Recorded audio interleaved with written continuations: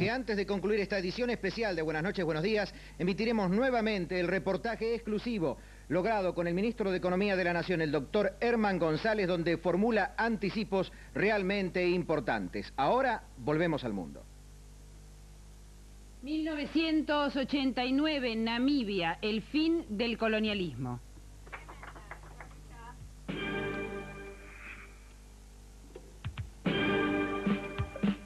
Que conmovieron a todo el mundo. La guerra en Namibia.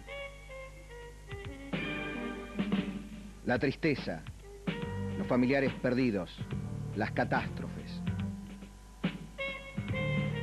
Accidentes y pueblos en rebelión.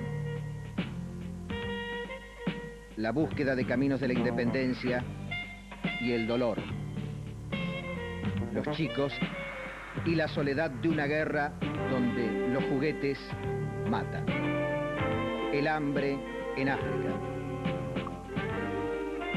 El dolor y la desesperanza por encontrar mejor.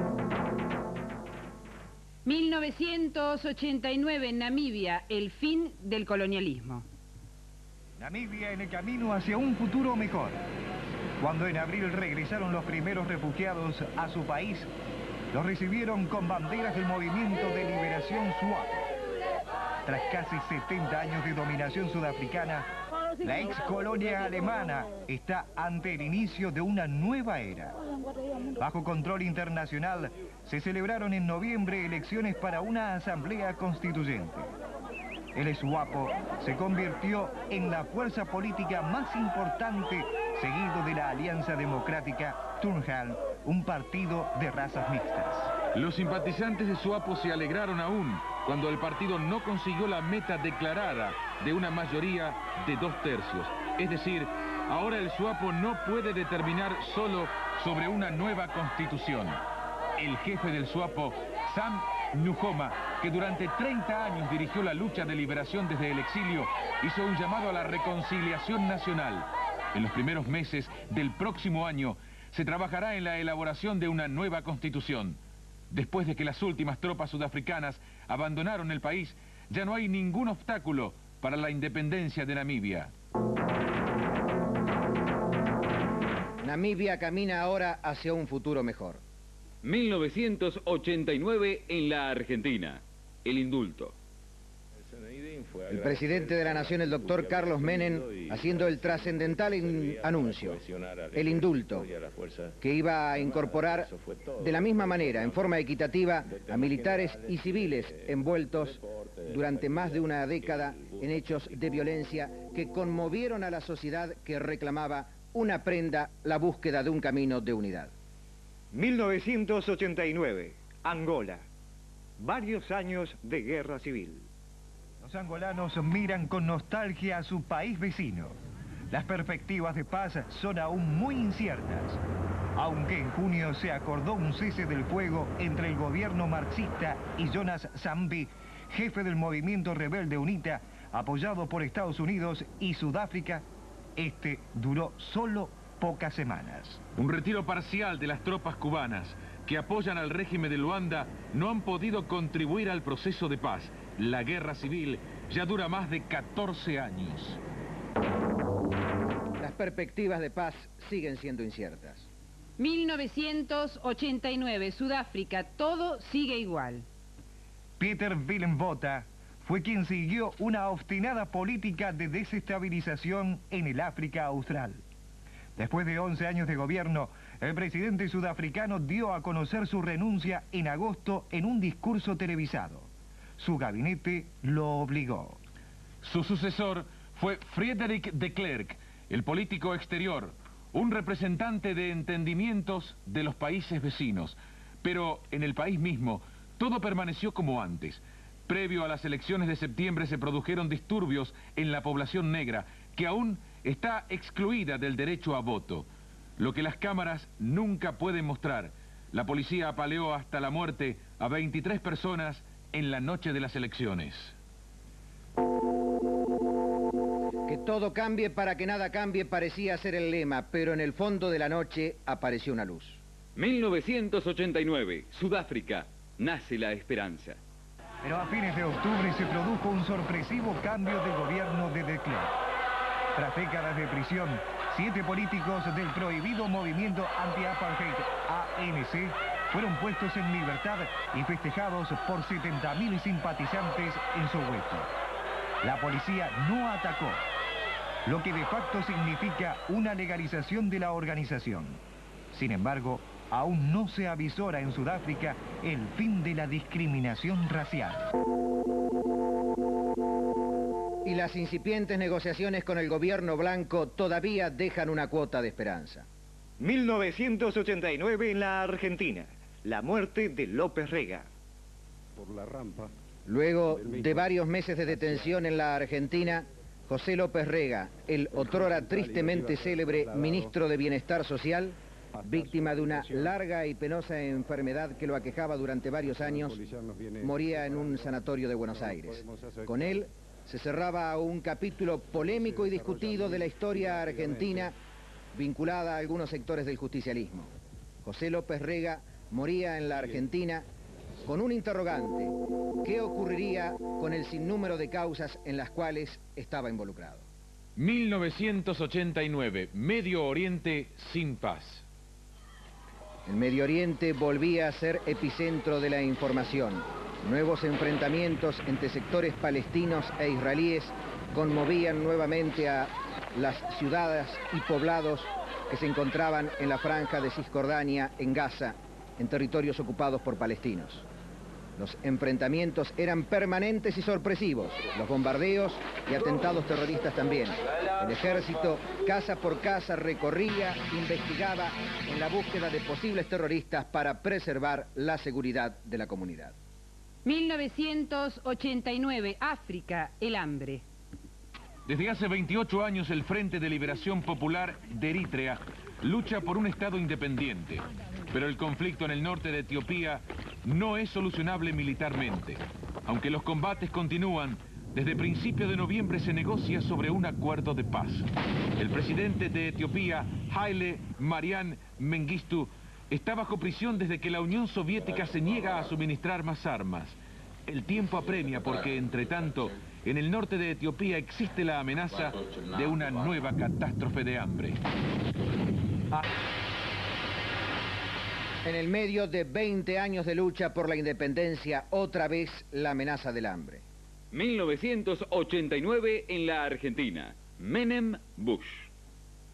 La reunión presidencial entre Carlos Menem y George Bush tuvo dos significados muy importantes más allá de los logros alcanzados. Se trataba la primera visita de un presidente peronista a un mandatario norteamericano en actividad. El doctor Menem también impactaba fuertemente en la comunidad política, económica y de negocios con su estilo llano y su pragmatismo. Los acuerdos que se alcanzaban en este primer encuentro sentaban las bases de una nueva relación con la Argentina, la mejor de los últimos 40 años de desencuentros. El apoyo irrestricto al gobierno argentino, manifestado por el propio Bush y el Congreso norteamericano, daban un nuevo marco en la administración argentina que encontraba en el Departamento de Estado un socio comprensivo a todas sus inquietudes. 1989 en la Argentina, Malvinas, capítulo abierto. Los contactos reservados cada vez más frecuentes entre representantes de la Argentina y el Reino Unido, sumados a la gestión mediadora oficiosa de los Estados Unidos, derivaban en el anuncio oficial de las primeras conversaciones entre las partes desde 1982. Encuentros que determinaban la puesta en marcha de una ronda de conversaciones y la firma de un acta eliminando las primeras restricciones en el área comercial, salvaguardando el principio de soberanía para los dos países y el reinicio de las relaciones consulares y el anuncio formal de próximas conversaciones en Madrid. 1989, Afganistán, los niños de la guerra. Aún no se prevé un fin del conflicto armado en Afganistán. Aviones de abastecimiento de la Unión Soviética aseguran la existencia del régimen en Kabul. Y tras el retiro definitivo de las tropas soviéticas en febrero, los mujahedines no han podido lograr éxitos decisivos. En una guerra civil, Afganistán arriesga su futuro. Los niños juegan a la guerra. En su experiencia diaria, dibujos en las paredes muestran tanques y toda una generación no sabe lo que es la paz. Los niños juegan una triste guerra cuyo único premio es la muerte. Volvemos con una guerra de todo el mundo, la lucha contra el narcotráfico.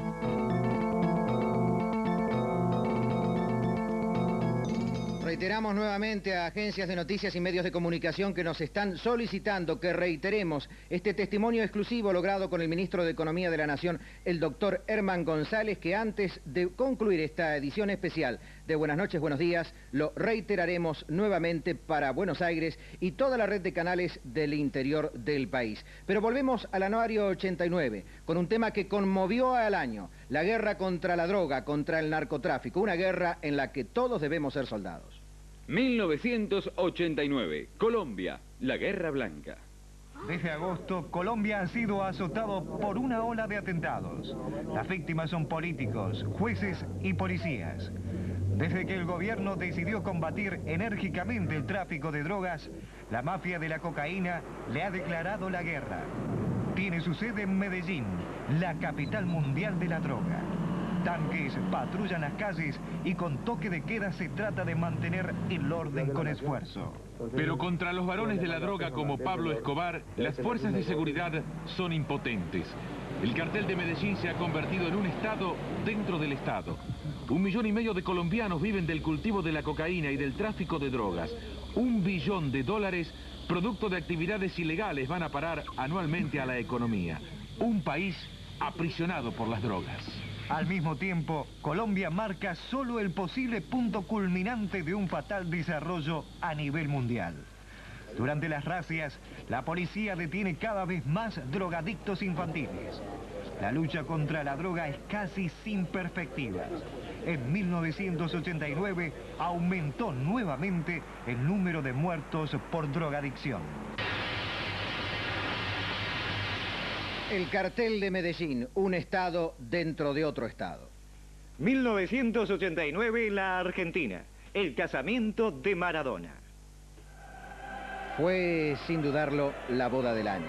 El casamiento de Diego Armando Maradona aquí en Buenos Aires, con un despliegue inusitado, un charter fletado especialmente con todos los integrantes de su equipo, el Napoli, y las principales personalidades del mundo artístico que se daban cita, tanto en la iglesia como en estas imágenes, como en la fastuosa ceremonia también realizada en el Luna Park, hacia donde se trasladó en un auto lujoso, especialmente alquilado, con toda la suntuosidad que la ceremonia del astro mundial de fútbol requería.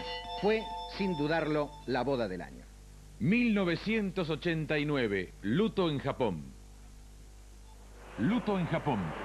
A la edad de 87 años, murió en enero el emperador Hirohito. Los tradicionalistas lo honraron como un descendiente de los dioses y en el extranjero fue considerado por muchos como un criminal de guerra, responsable de las crueldades del ejército japonés en la Segunda Guerra Mundial. El sucesor fue Akihito, hijo de Hirohito.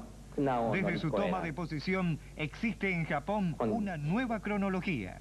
Se inició el año 1 de la era Heisei, el periodo de la materialización de la paz.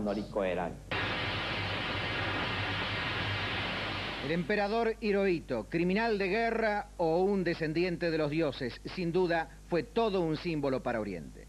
1989, adiós a Dalí. Salvador Dalí murió a fines de enero a la edad de 84 años. Dalí fue mundialmente famoso como el maestro de la pintura surrealista. Temido y popular al mismo tiempo, fue también un excéntrico representante de sí mismo. En su época de creación, sus cuadros provocaron escándalos. Ellos indignaban y provocaban.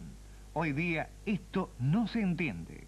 Entretanto, el arte surrealista de Dalí pertenece a las obras clásicas del siglo. Excéntrico, temido y popular, sin duda fue el genio del siglo en la pintura. 1989 en la Argentina, el Super Boca en la Supercopa. La final frente a Independiente, el primer encuentro se disputó en la Bombonera, aunque Boca fue más, finalizó 0-0. La revancha en Avellaneda obtuvo igual resultado para los primeros irreglamentarios 90 minutos. Luego vinieron los penales y Navarro Montoya con sus manos desviaba la Supercopa rumbo a la Boca. Blas Yunta le daba luego el trámite definitivo. Y después la algarabía, los festejos, toda la alegría de un hombre que trabajó mucho para lograr este campeonato. Navarro Montoya en su abrazo con el técnico Carlos Aimar. Boca había logrado un campeonato, Boca había logrado conformar un grupo.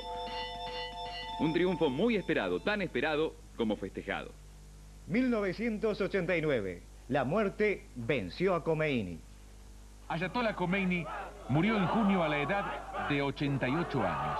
Tras el derrocamiento del Shah en 1979, Khomeini regresó triunfalmente a Irán y condujo al país al fundamentalismo islámico.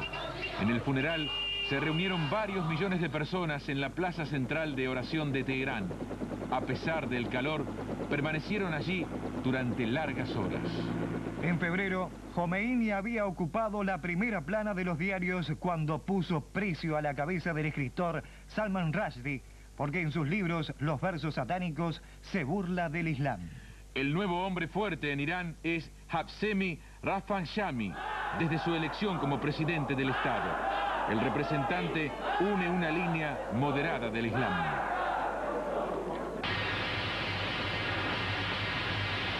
La muerte de Khomeini dio paso a una línea moderada en el islamismo y a una esperanza. 1989, von Karajan, el Eterno. Así se le conoció y así lo adoraron muchos. Herbert von Karajan, el director estrella de Austria. Ninguno de sus colegas hizo tantos discos como él. Ninguno ganó más dinero y solo pocos recibieron un reconocimiento como él. Herbert von Karajan murió en julio a la edad de 81 años. La estrella de Austria y sin duda el Eterno. 1989, La Pasionaria, No pasarán. Ibarruri, mejor conocida bajo el nombre de La Pasionaria. A la edad de 93 años murió en Madrid en noviembre.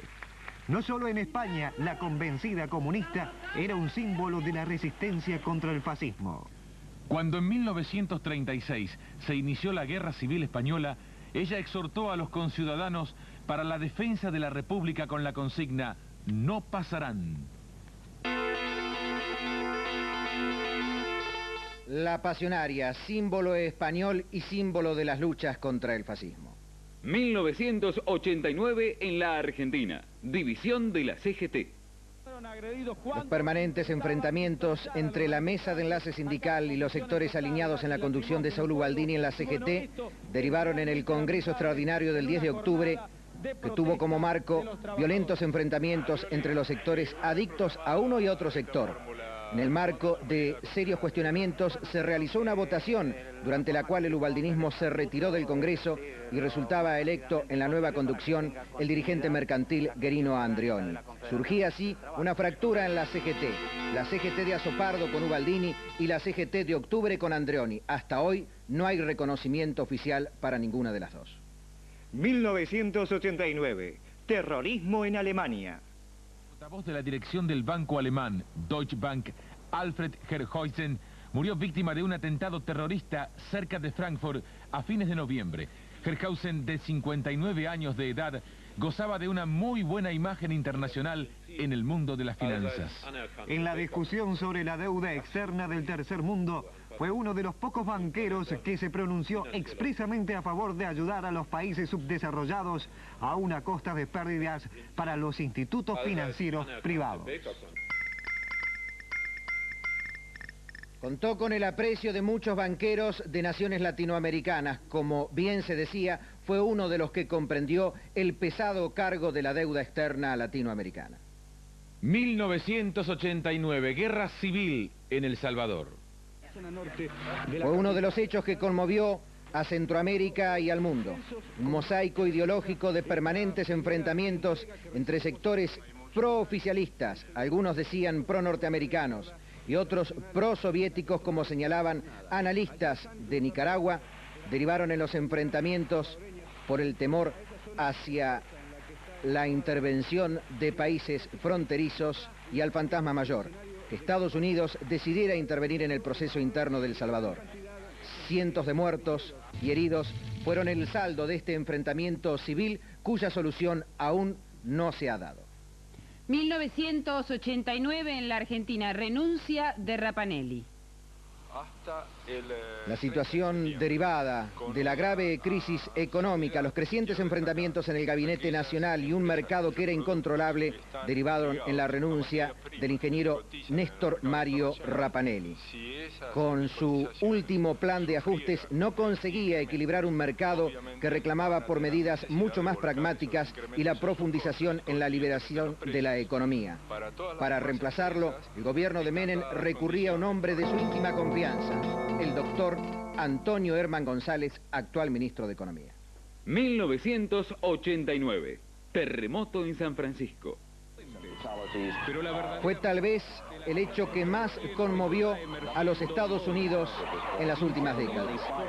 Todos habían presagiado en diferentes novelas que esto algún día podía llegar a ocurrir y finalmente ocurrió en la zona de la bahía de San Francisco. Casas que se derrumbaban como si fueran de cartón prensado, parecían de papel, bomberos que no daban abasto y miles de heridos y centenares de muertos dejaba este terremoto que le decía al más grande del occidente que no era invencible. Ayuda también de otros estados llegaba para paliar la difícil situación y el motivo de reflexión que significó para la arquitectura moderna norteamericana. 1989, el fin de Noriega. La intervención de los Estados Unidos en Panamá. El hecho discutido todavía en círculos diplomáticos de todo el mundo.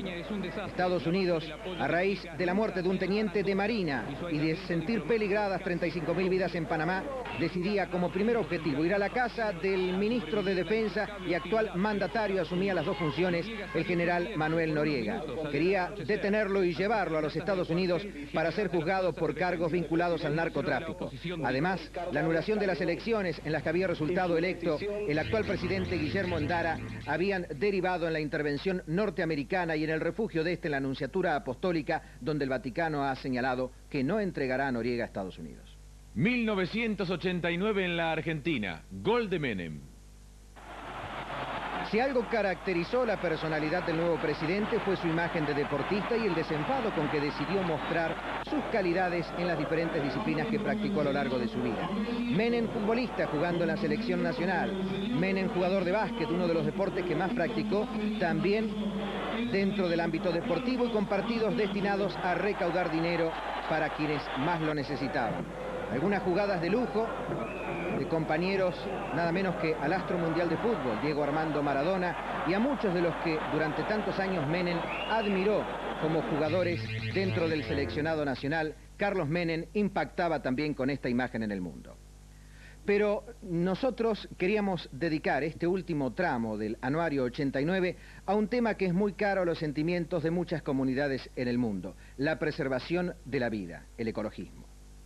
Y nosotros queremos reflejar esto a través de este tipo de imágenes. Ustedes pueden observar un accidente realmente grave. El accidente de un buque petrolero que provocó un mar de petróleo que a lo largo de muchas millas dejó inutilizada prácticamente toda la fauna. Durante más de 100 años se calcula que toda esta fauna no podrá sobrevivir, no podrá volver a desarrollarse debido a este accidente. El navío petrolero Exxon Valdez. 1989, 100 años de soledad. La naturaleza quedó demostrada en marzo en Alaska.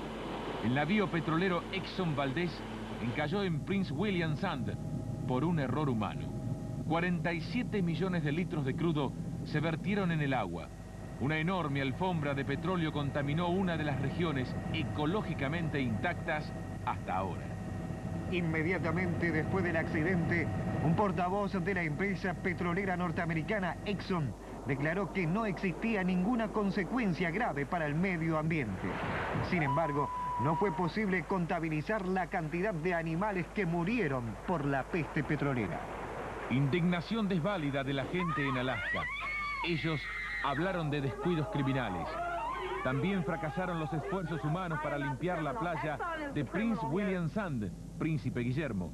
Esta tarea se la han dejado a la naturaleza. Antes de que se borren las huellas de la catástrofe, habrán pasado por lo menos 100 años. Una catástrofe irremediable. 1989, la pérdida de millones de años. Selvas tropicales. Su formación duró millones de años y en solo 40 años el hombre ha destruido la mitad. Fuera de declaraciones de buena voluntad, el año que termina no ha contribuido a su salvación. Los países productores saben que con tala destruyen sus condiciones básicas de vida, pero tampoco quieren desistir del dinero. Al mismo tiempo, los países compradores importan e insisten en un término de la tala al mismo tiempo. Por lo menos, lentamente crece la conciencia de que para la defensa de los ecosistemas, no solo los países subdesarrollados son responsables. Sin un apoyo financiero, las selvas tropicales también estarán perdidas para las naciones industrializadas. El hombre, el peor enemigo de la naturaleza y de sí mismo. 1989, el agujero de ozono. El agujero de ozono sobre el Polo Sur. Desde su descubrimiento en 1985, se ha engrandecido permanentemente. Mediciones en el Polo Norte vaticinaron un desarrollo similar. Las sustancias nocivas para la salud que atacan la capa protectora de ozono son producidas en grandes cantidades por las naciones industrializadas, tal como el gas propulsor de los aerosoles. Aún no se prevé una prohibición definitiva de esta sustancia peligrosa. La industria debe reflexionar también sobre el futuro de la humanidad. 1989, las últimas ballenas. Bajo una presión masiva, el gobierno de Islandia declaró en abril la prohibición de la captura de ballenas para 1990. A partir de una prohibición de pesca de hace 3 años, en Japón y Noruega, se continúa la captura de ballenas. Hasta ahora, las especies amenazadas no se han podido recuperar. Es cuestionable la posibilidad de sobrevivencia de las ballenas. Tampoco aquí el hombre tuvo piedad. 1989, el año del elefante. El elefante blanco africano es un animal símbolo de todo un continente. Su sobrevivencia se ha hecho probable. En octubre se acordó a nivel mundial una prohibición de comercializar el marfil.